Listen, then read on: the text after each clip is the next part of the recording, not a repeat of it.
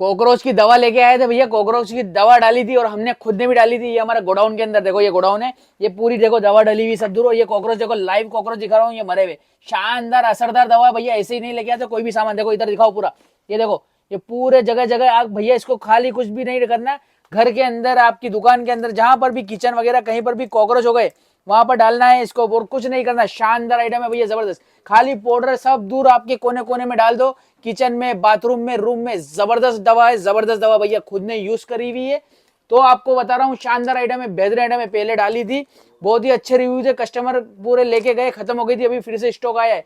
किसी को चाहिए भैया कांटेक्ट करो, ये जबरदस्त दवा। कॉकरोच, माकन, छिपकली, जैसे भी जानवर है छोटे मोटे आपके घर में, सब भाग जाएंगे भैया, मर जाएंगे। शानदार आइटम है, किसी को चाहिए कांटेक्ट करो, सेफ फोन पर अवेलेबल है 65660626। फाइल में अपना शॉप है, ग्रैंड हाइपर के सामने, केसरिया 1, शॉप नंबर 35। और ऐसी जबरदस्त आइटम के लिए सेफ फोन को फॉलो करो भैया। Thank you.